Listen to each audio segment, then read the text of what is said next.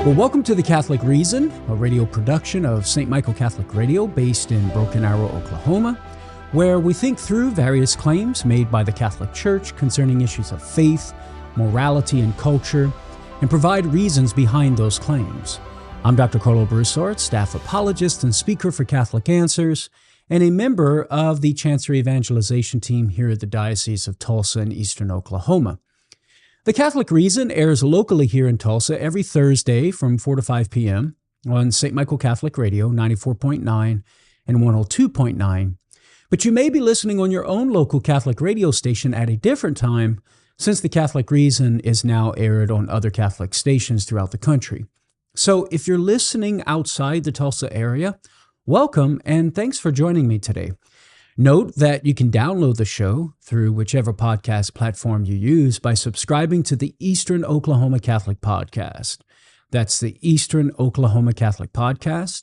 You can also access the archived episodes of The Catholic Reason at my website, karlobroussard.com, under both the audio and video tabs. And note, be sure to check out all the other great resources that I have available there on my website. All the work that I do for Catholic Answers is hosted there in one location, as well as side apologetical ministries that I offer as well. Now, with regard to today's topic, there's no shortage of challenges when it comes to the early papacy. We've already looked at a few of them in previous episodes of The Catholic Reason.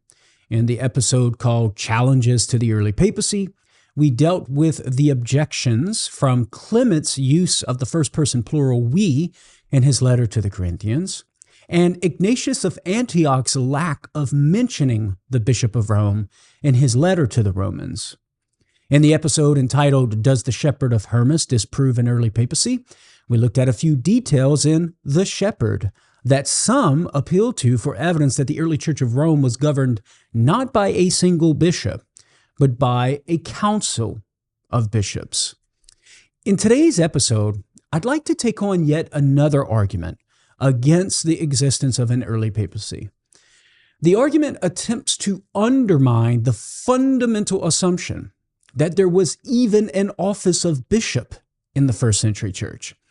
It's argued there were only elders or presbyters and deacons, and these quote-unquote elders or presbyters governed the early churches collectively as a group.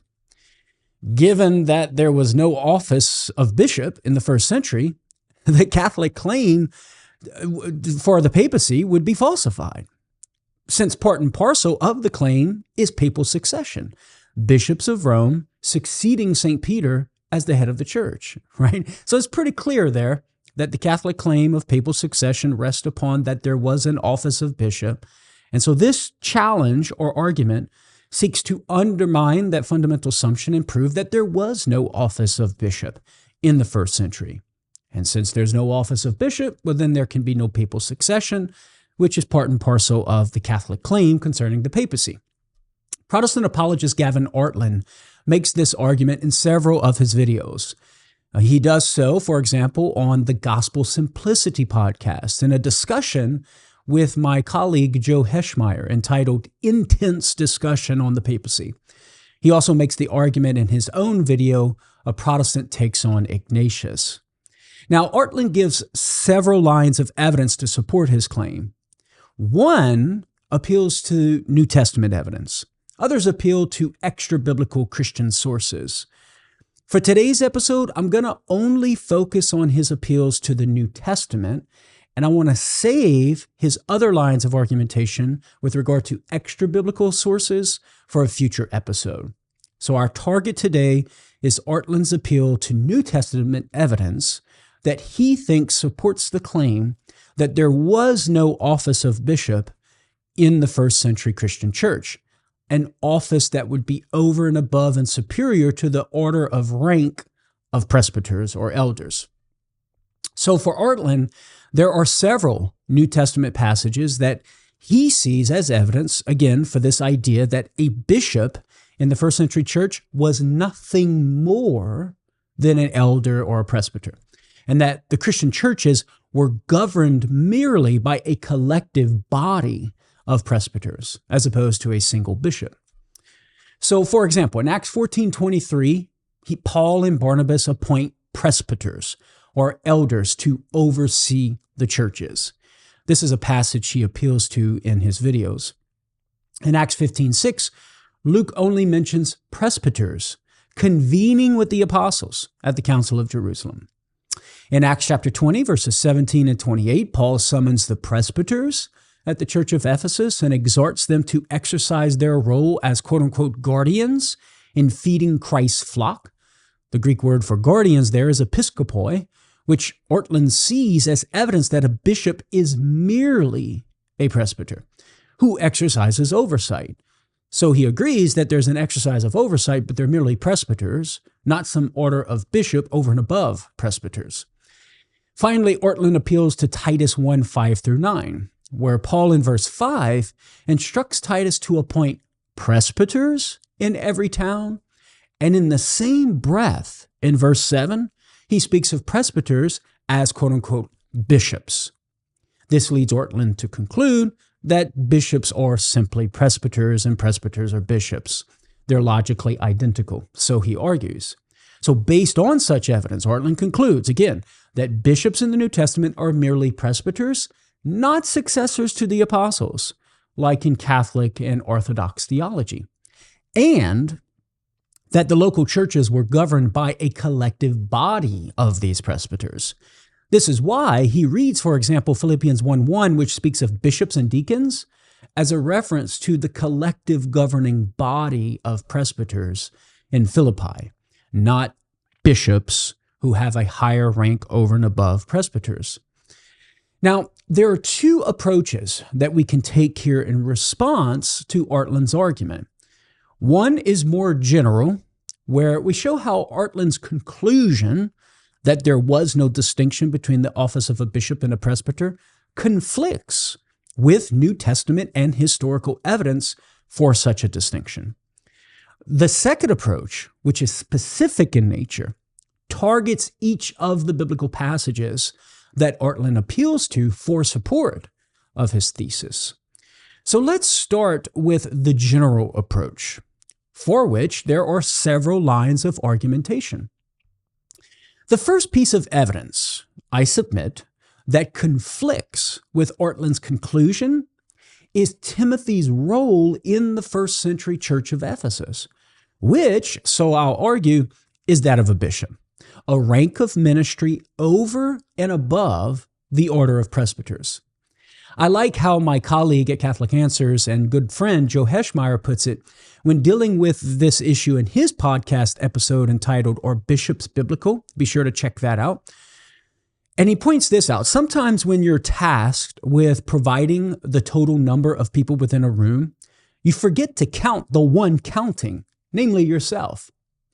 Similarly, so Joe argues in that episode, in this case, concerning the appointment of elders or presbyters in the local churches, sometimes people forget to account for the person to whom Paul is writing concerning the appointing of presbyters.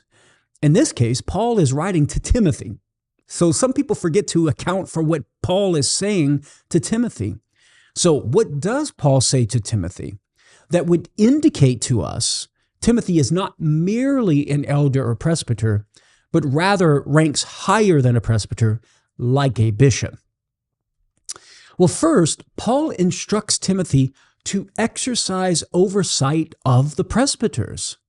For example, in 1 Timothy chapter 1, verses 2 through 3, Timothy is given instruction to oversee the teaching ministry of others within the church of Ephesus. Here's what Paul writes: "To Timothy, my true child in the faith, grace, mercy, and peace from God the Father and Christ Jesus our Lord.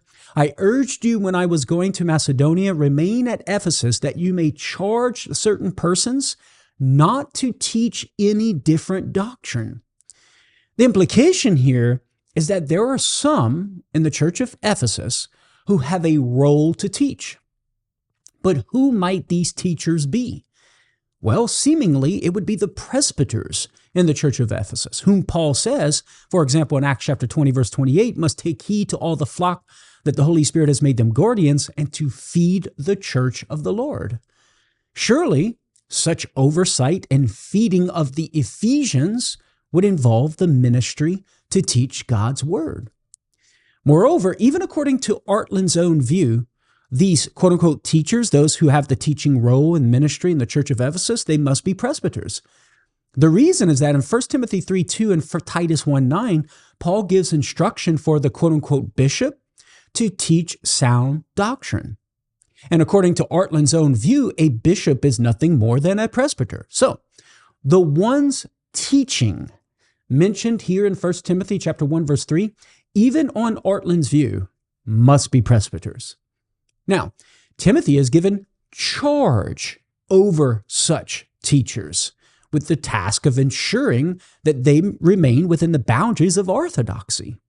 Thus, Timothy is not merely a presbyter, but an overseer of, or a rank above, such presbyters.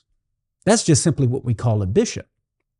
And so this is the first piece of evidence that we have that Timothy is exercising oversight of the presbyters. He is to oversee the teaching ministry of the presbyters. And so that would imply that Timothy is not numbered merely within that order of presbyters, but that he is exercising a higher rank of authority in that teaching ministry over the order of presbyters, ensuring that they teach orthodoxy and remain within the boundaries of orthodoxy. And so this implies that Timothy is a bishop in the Catholic sense and in the Orthodox sense. My friends, I'm coming up on my first break. Stay tuned. I'm Dr. Karlo Broussard. You're listening to The Catholic Reason. Well, welcome back, my friends, to The Catholic Reason, a radio production of St. Michael Catholic Radio based here in Broken Arrow, Oklahoma. I'm Dr. Karlo Broussard. In today's episode, we're looking at more challenges to the early papacy. In particular, the challenge from Protestant apologist Dr. Gavin Ortlund that in the first century, there was no office of a bishop. Rather, there was merely the twofold distinction of presbyters or elders and deacons. If there were no office of a bishop, well, then seemingly the Catholic claim of the early papacy would be falsified, since the Catholic claim of the early papacy involves papal succession, that there were successors to Peter as the bishop of Rome. And so I articulated this particular objection, and I was laying out for you the different kinds of approaches that we can take in response, one general, one more specific. The general approach is just providing evidence that conflicts with the conclusion that Dr. Ortlund makes, namely there was no office of bishop in the first century. And the more specific approach will be to target the particular biblical passages that Ortlund appeals to and thinks supports the thesis that there was no office of bishop. So before our last break, I had just began to dive into the general approach and giving some evidence from the New Testament that conflicts with the conclusion that there was no office of bishop. And that first piece of evidence was looking at what Paul tells Timothy that would indicate to us that Timothy is indeed a bishop in the Catholic and Orthodox sense, namely a rank of authority over and above the order of presbyters. And the first line or first piece of evidence for this claim that Timothy was a bishop was that we see Timothy exercising oversight of the teaching ministry of the presbyters. In 1 Timothy chapter 1, verses 2 through 3, Paul gives Timothy charge to exercise that oversight to ensure that those who are teaching present there in the church of Ephesus do not teach contrary to what has been handed down. And so, as I argued prior to the break, those who would be teaching and having that teaching role, even according to Ortlund's own view, would be the presbyters. Given that Timothy is to exercise oversight of that teaching ministry, implies that he has a greater authority in that very teaching ministry, thereby indicating to us that he is not merely a presbyter, but he is what we would call a bishop. Now, other examples where Timothy is charged with oversight of the presbyters. So keep in mind, so far, we saw he has charge of oversight concerning the teaching ministry of the presbyters in Ephesus. But there are other things that he exercises oversight of. So, for example, in 1 Timothy chapter 5, verses 17 through 19, here's what we read in verses 17 through 18. And what we're going to see here is that Timothy has charge of financial oversight of the presbyters. So 17 reads this, verse 17 of 1 Timothy 5. Let the elders who rule well be considered worthy of double honor, especially those who labor in preaching and teaching. For the scripture says, you shall not muzzle an ox when it is treading out the grain, and the laborer deserves his wages. Many scholars point out that Paul is instructing Timothy to ensure that the elders or presbyters are paid financially what is due to them. He speaks of the laborer deserving his wages, and the precept to not muzzle an ox when it's treading out the grain. The implication being that just as an ox should be able to eat the grain as it works, so too an elder should be able to get paid while serving the kingdom of God. And so not only does Timothy exercise oversight on account of Paul's instructions of the teaching ministry of the presbyters in the church of Ephesus, but also he is to manage and exercise oversight of their financial well-being to ensure that they get paid what is due to them.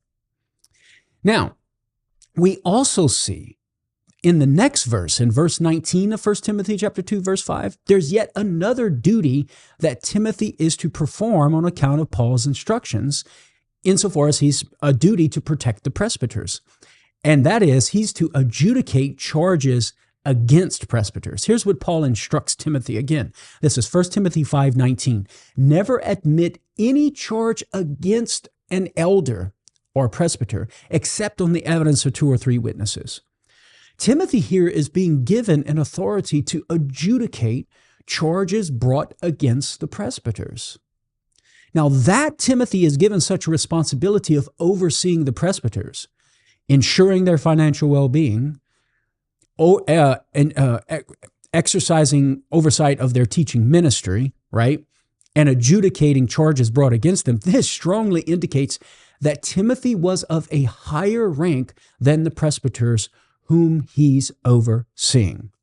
Timothy has charge of the presbyters in the church of Ephesus with regard to their teaching ministry, with regard to their financial well-being, and with regard to charges brought against them. Now, finally, Paul intends Timothy to appoint or ordain presbyters. 1 Timothy 5:22 reads, "Do not be hasty in the laying on of hands." The laying on of hands here most likely refers to an act of ordination.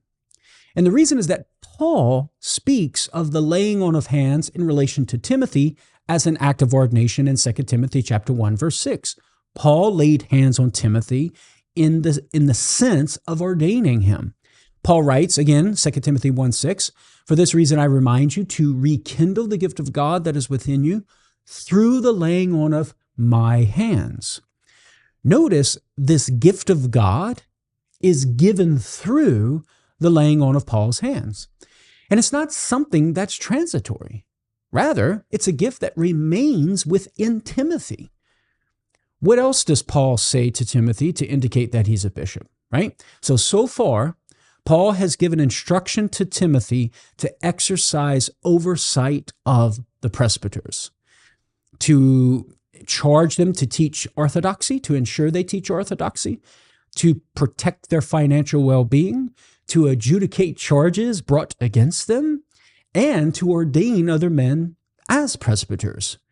These are all duties that Timothy is charged with by Paul to exercise in oversight of the presbyters, thereby indicating and implying that he possesses a rank of authority over and above the order of presbyters.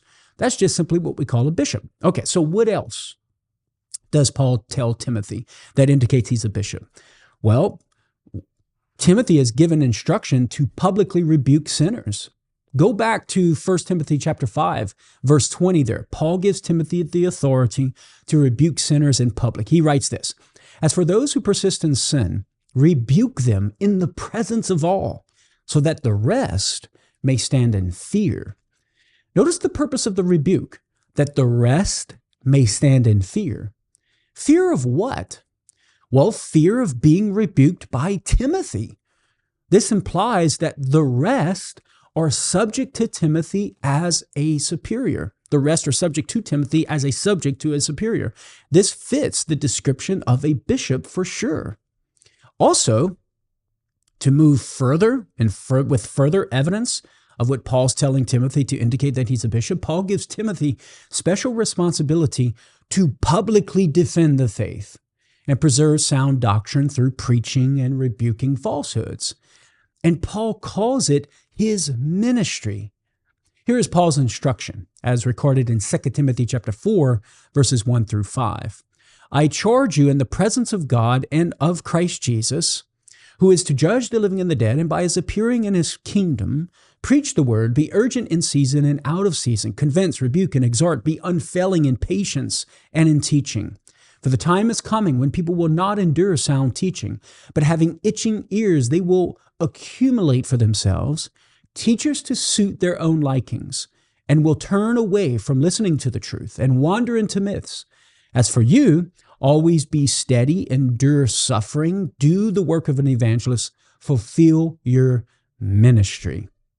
Such teaching authority maps on nicely with what we Catholics believe is part and parcel of the office of the bishop, to publicly rebuke those who are teaching false doctrine. Now, if a Protestant counters that such rebuking authority belongs to all Christians, well, then we can just go back to 1 Timothy chapter 1, verses 2 through 3, where Timothy is given charge to oversee the teaching of the presbyters, whom, according to 1 Thessalonians 5:12, are over regular Christians in the Lord. It's these instructions given to Timothy that have led many to conclude that Timothy was a bishop, not merely a presbyter. We have scholarly confirmation. Consider, for example, 4th century church historian Eusebius. He thought so as well. He concluded that these instructions justified the claim that Timothy was a bishop. In his ecclesiastical history, he states this, quote, this is in Book 3, Timothy, so it is recorded, was the first to receive the episcopate of the parish in Ephesus. An episcopate there is a key term signifying the office of a bishop. The 1939 International Standard Bible Encyclopedia for the entry Timothy takes a similar view, stating this. Paul tells us that he had left Timothy as his delegate or representative in Ephesus, citing 1 Timothy 1:3. And soon thereafter, he wrote the first epistle to Timothy, in which he gave full instructions in regard to the manner in which he should conduct the affairs of the Ephesian church, until Paul himself should again revisit Ephesus. These things I write unto thee, quoting 1 Timothy 3:14, hoping to come unto thee shortly. Now, this encyclopedia article then cites a German biblical scholar, Theodor Zahn's 1909 work, Introduction to the New Testament, but I'm going to have to come back to this point on the other side of the break. Friends, don't go anywhere. Again, I'm Dr. Karlo Broussard. You're listening to The Catholic Reason. More to come on the other side of the break. Stay tuned. Well, welcome back, my friends, to The Catholic Reason. If you're just joining me, The Catholic Reason is a radio production of St. Michael Catholic Radio based here in Broken Arrow, Oklahoma, where we think through various claims made by the Catholic Church concerning issues of faith, morality, and culture, and provide reasons behind those claims. I'm Dr. Karlo Broussard, staff apologist and speaker for Catholic Answers at Catholic.com, and a member of the Chancery Evangelization team here at the Diocese of Tulsa and Eastern Oklahoma. Before our last break, we were looking at evidence to justify the claim that Timothy was in fact a bishop in the Catholic and Orthodox Christian sense, a rank of authority over and above the order of elders or presbyters. And we gave several lines of argumentation or several pieces of evidence to justify that claim. We looked at how Paul instructs Timothy to exercise oversight over the presbyters, to ensure that their they are teaching orthodoxy, so oversight over their teaching ministry, implying that Timothy has a rank of authority in that teaching ministry over and above the presbyters. Timothy is to ensure their financial well-being. Timothy is to adjudicate charges that are brought against them, and he is to ordain other men to the presbyterate. And so Timothy exercises oversight of the order of presbyters. Timothy also is given charge to publicly rebuke Christians who are sinners in order that the rest may fear, implying that Timothy exercises superiority and authority over the other Christians in the church of Ephesus. He's given instruction to publicly defend the faith against those who are contradicting it. And before the break, I was also appealing to scholarly confirmation or affirmation of this thesis that Timothy was the bishop of Ephesus. I appealed to the 4th century church historian Eusebius and his ecclesiastical history, where he explicitly states Timothy received the episcopate of the church in Ephesus. I appealed to the 1939 International Standard Bible Encyclopedia that tells us Timothy was a delegate or a representative, and how it appeals to certain things in the epistle to Timothy, both the first and the second epistle, that indicates Timothy had this role of the bishop. And then before the break, I was mentioning how there's a German biblical scholar, Theodor Zahn, in his 1909 work, Introduction to the New Testament. He writes this: in Asia Minor, where although as early as the time of Revelation and the time of Ignatius, bishoprics were numerous and closely adjacent, the office always retained its local character. Timothy was acting as a temporary representative of Paul in his apostolic capacity at Ephesus, as he had done earlier in Corinth and in Thessalonica and Philippi. So, given the scholarly affirmation of our claim that Timothy was commissioned by Paul to act with apostolic authority, that's to say, to act with a higher rank of authority over presbyters, someone can't say we're merely reading our preconceived Catholic views about bishops into the text.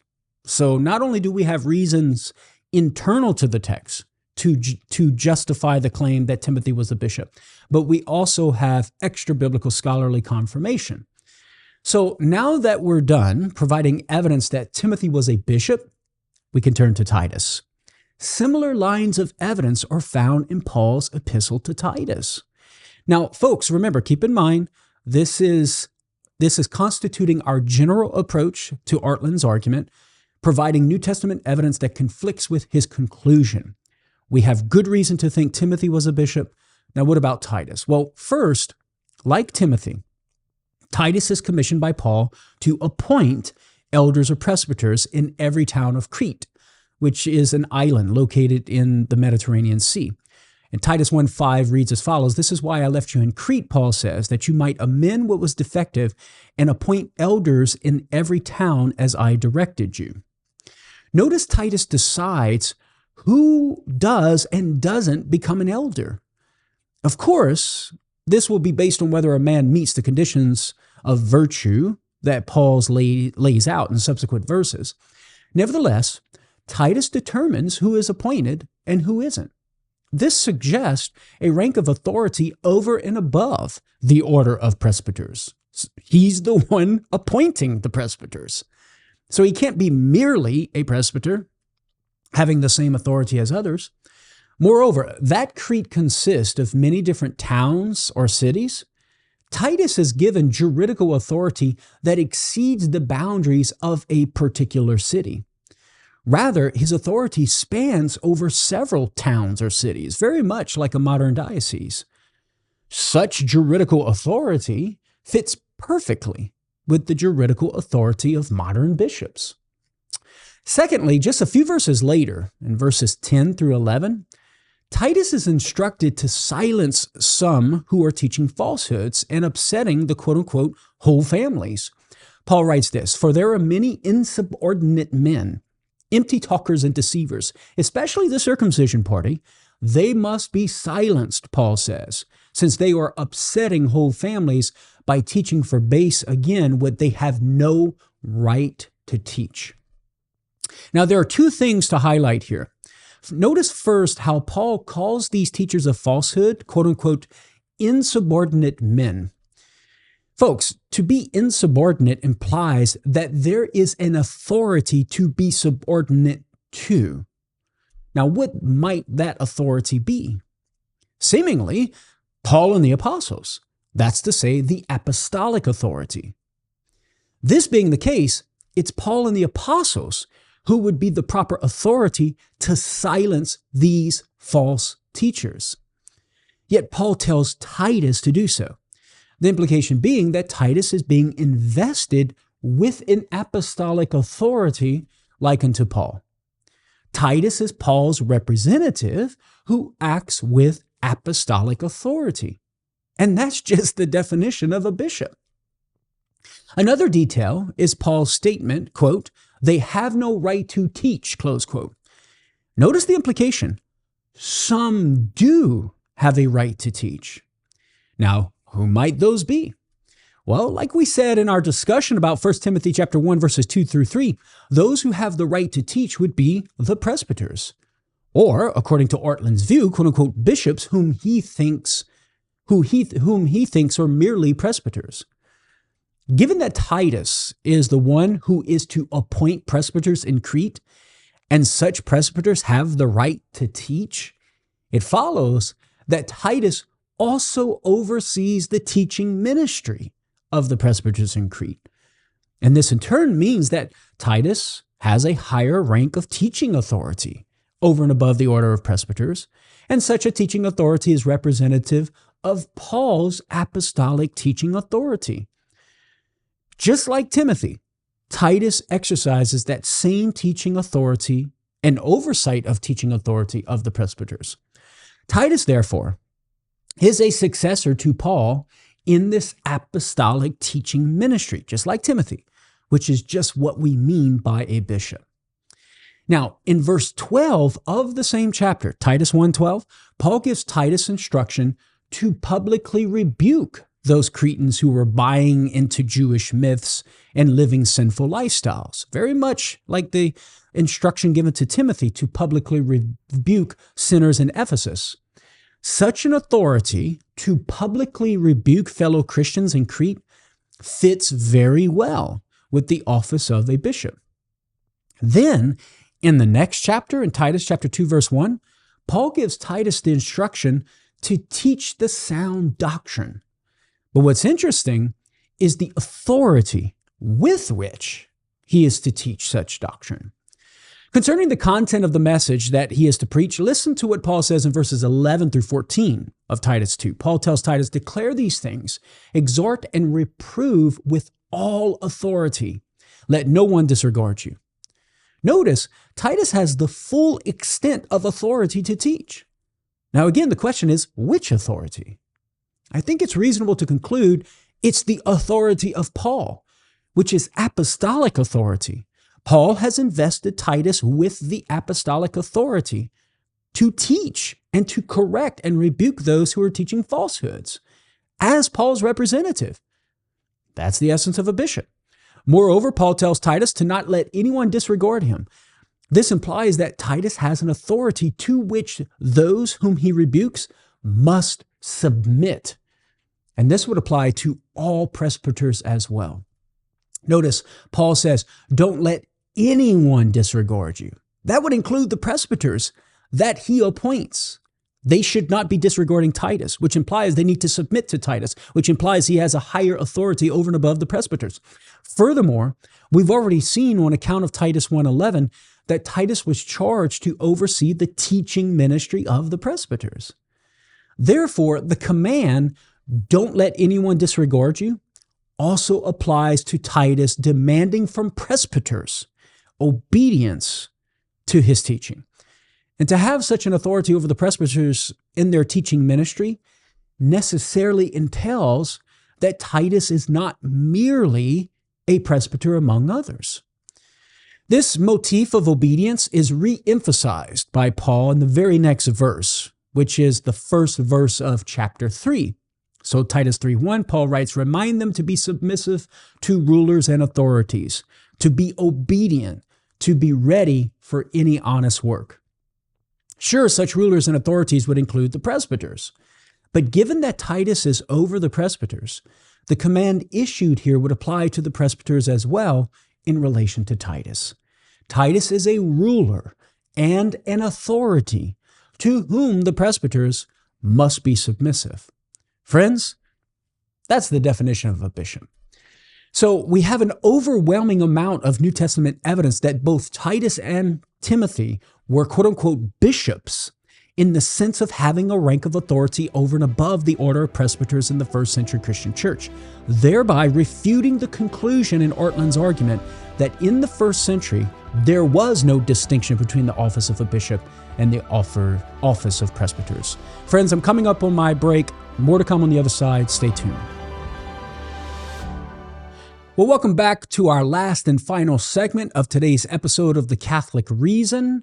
Before the break, we were summing up the evidence that we have put forward from Paul's instructions that he gives to Timothy and Titus that leads us to the conclusion that both Timothy and Titus were indeed bishops. An overwhelming amount of New Testament evidence that both Timothy and Titus were bishops in the sense of having a rank of authority over and above the order of presbyters in the first century Christian church, thereby refuting the conclusion in Gavin Ortlund's argument that in the first century, there was no distinction between the office of a bishop and the office of presbyters.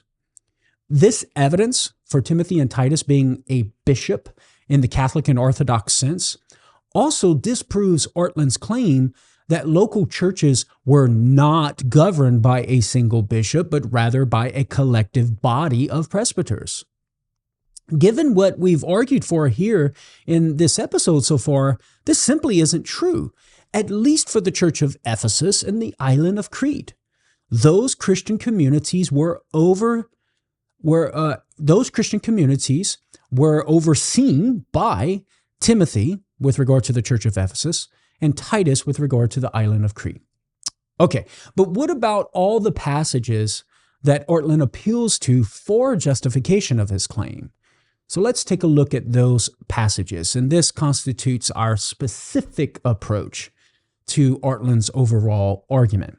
First, Ortlund appeals to Acts 14:23, where Luke tells us Paul and Barnabas appointed presbyters, quote-unquote, in every church. Ortlund is right insofar as this is what they did. But he's wrong to infer from this that there were no bishops and that the local churches were governed by a collective body of presbyters. That's just a false inference. One reason for the false inference is that the quote-unquote elders they appointed could very well have been bishops in the Catholic and Orthodox sense. Ortlund admits, along with most biblical scholars, that the terms bishops and elder or presbyter were used interchangeably. However, Ortlund assumes that these quote-unquote bishops were merely elders in the general sense, not bishops in the Catholic and Orthodox sense. But given what we said so far about Timothy and Titus, it's at least possible that such elders would have been bishops like Timothy and Titus, just called elders or presbyters, given that the terms were used interchangeably. Now, most likely these elders or presbyters were indeed simply elders or presbyters in the general sense, not bishops of the lower rank of authority, not the higher rank of authority. But that doesn't prove the apostles never intended bishops to succeed them with apostolic authority. Perhaps, at least for some time, Paul and or Barnabas simply intended to oversee these elders on their own, with the intention to eventually appoint someone to oversee these elders, like Paul did with Timothy and Titus for their respective local churches. There would have been no need to appoint bishops to occupy this role if Paul and or Barnabas were up to the task themselves. Another text that Ortlund appeals to is Acts chapter 15, verse 6, where Luke only mentions presbyters convening with the apostles at the Council of Jerusalem. Again, given that all the apostles are still alive at this time, overseeing the local churches that they establish, there would have been no need yet to appoint men to succeed them. They were up to the task of overseeing their respective churches by themselves. The lack of reference to bishops, therefore, doesn't prove there was no office of a bishop, or that the apostles did not intend an office of bishop, such that men who would possess that office would be succeeding them. Well, what about Acts chapter 20, verses 17 and 28, where Paul clearly identifies the leaders of the church of Ephesus as presbyters and says they have the task of being quote-unquote guardians, which, remember, translates the Greek word episkopoi, the word for bishop. Well, first, like what we said previously, there was no need to have a bishop or bishops to oversee the elders in the city of Ephesus because Paul fulfilled that role, even if at a distance at times. We know that Paul exercised oversight of the Ephesian church in the flesh for 3 years during his third missionary journey, according to Acts chapter 20, verse 31. Surely there's no need for a bishop at this time when Paul's living with them for 3 years. There's no need for a bishop when you got an apostle. Also, Acts chapter 20, verses 17 through 28 takes place during this same missionary journey when Paul comes back to Ephesus as a stop on his way to Jerusalem. Given that Paul intended to come back and visit, there was no need to appoint a bishop to oversee the Ephesian church because he was the bishop, right? He was intending to come back and exercise that role, even for a brief time. A temporary leave of absence doesn't necessitate the appointment of a single bishop. Presbyters have a legitimate authority to exercise oversight of their respective communities. Hence, Paul's statement about them fulfilling the task of being guardians of the church of Ephesus makes sense. That in no way conflicts with the Catholic understanding of the role of a presbyter. Even while Paul is not there, Paul is still the overseer of the Ephesian church, the bishop in that sense, even though, of course, he's an apostle, and that's the fullness of the bishopric. Hence, there would have been no need to appoint a single bishop. So merely appealing to these presbyters in the church of Ephesus does not prove that there was no single bishop, because there was no need to appoint a single bishop because Paul was exercising that role, nor does it prove that Paul did not have the intention to eventually appoint a single bishop to oversee the church of Ephesus, which is what he does with Timothy, and we've already given evidence for that. A second response to the argument from Acts 20, 17, and 28 is that as, again, I just said, Paul eventually did come to appoint someone to succeed him in that role of oversight of the Ephesian church, and that would be Timothy. So we can grant Ortlund's conclusion that the church of Ephesus was governed by a collective body of presbyters, at least during the interim time when Paul was absent. But friends, that doesn't mean the ordinary pattern of church governance for the church of Ephesus in the first century was a collective body of presbyters and not a bishop. The same line of reasoning could apply to all the local churches. The passages that speak only of presbyters in local churches could be explained by the fact that the apostles didn't yet appoint single bishops to oversee local churches, because the apostles, they were the ones fulfilling the role, whether in person or at a distance, like we've seen in the case with Paul and the church of Ephesus.